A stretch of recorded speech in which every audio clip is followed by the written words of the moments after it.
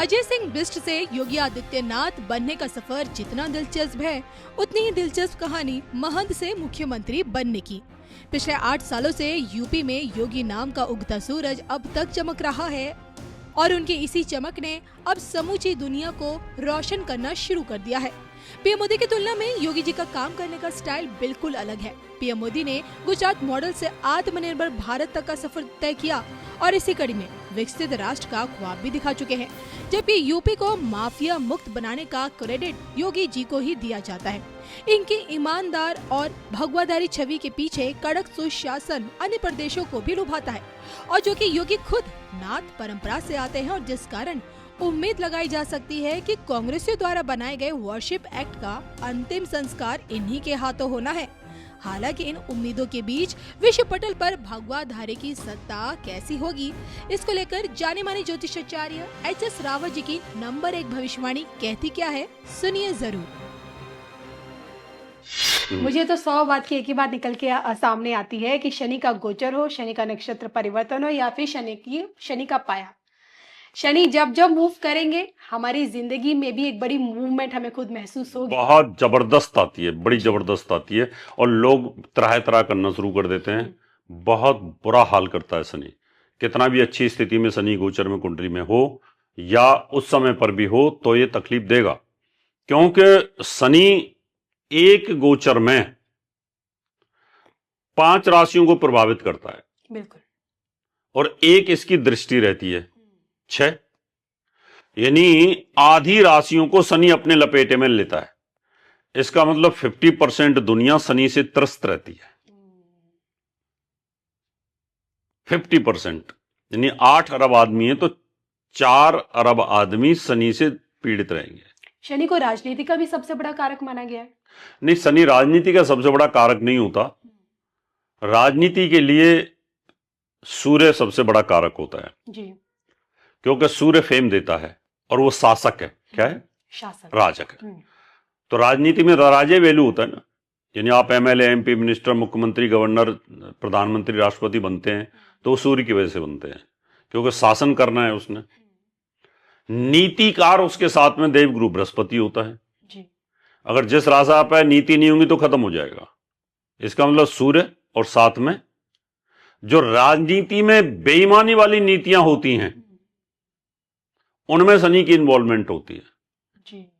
यानी जो राजा साम दाम दंड भेद की नीति लेकर के चलेगा उसमें शनि की जरूरत है, क्योंकि आदमी को बेईमानी भी आनी चाहिए, हेराफेरी भी आनी चाहिए, कटु नीति भी आनी चाहिए, है ना। उस किस प्रकार से चाणक्य ने अपनी नीतियों का इस्तेमाल किया तो वहां शनि का प्रभाव आता है। इसलिए वो जनता का कारक है। क्या है? जनता का कारक। जनता वोट देती है, और जनता का प्यार अगर मिलेगा तो आप चुनाव जीतेंगे।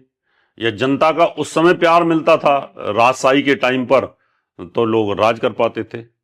इसलिए 2 प्लैनेट सबसे पावरफुल होते हैं राजनीति में। जिनका सूर्य बलवान हो वो राजनीति में आएगा, जिनका बृहस्पति बलवान हो बहुत अच्छा पॉपुलर रहेगा, और जिनका शनि बलवान है तो जनता उसको चुनाव जिताती रहती है।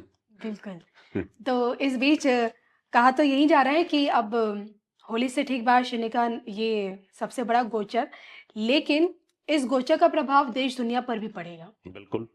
तो मैं आपसे जानना चाहती हूँ कि जनता द्वारा हमारे सांसद पहुंचते हैं संसद में, शनि की चाल में इतना बड़ा परिवर्तन, क्या देश की राजनीति को कहीं कुछ उथल पुथल देखने को मिल सकता? देश की राजनीति 2 तरीके से चलती है।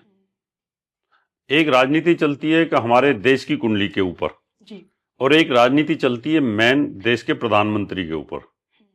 तो देश के प्रधानमंत्री की जो राजनीति है वो तो बहुत अच्छी है, यानी उनकी वृश्चिक लगन है और वृश्चिक राशि है।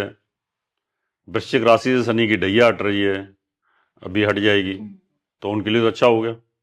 और शनि का गोचर उनका फिर अच्छी जगह पे मूव करेगा, पंचम में मूव करेगा।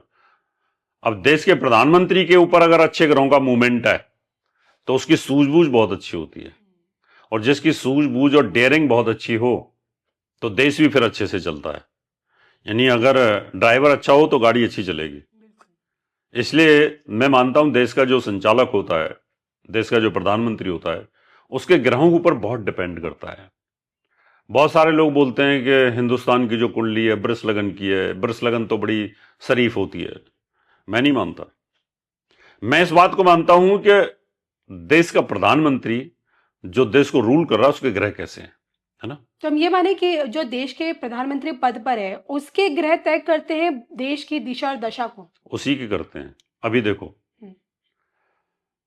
इस देश के अंदर नेहरू भी प्रधानमंत्री थे, जी कई युद्ध झेले उन्होंने और हारे। फिर जी चाइना का युद्ध हार गए, 47 में पाकिस्तान ने कश्मीर को ऑक्युपाई कर लिया, है ना। फिर 65 का युद्ध हुआ, लाल बहादुर शास्त्री जी थे। जी फिर इंदिरा गांधी आती है, इंदिरा गांधी को फिर दुर्गा बोलने लगे। हम्म इंदिरा गांधी से अड़ोसी पड़ोसी देश थे, सारे इतने डरते थे कि उसको सुनते थे 15 अगस्त के दिन कि क्या बोलेगी, जी और उन्होंने पाकिस्तान के 2 टुकड़े कर दिए, है ना। उसके बाद फिर बहुत शरीफ शरीफ प्रधानमंत्री आते चले गए, है ना।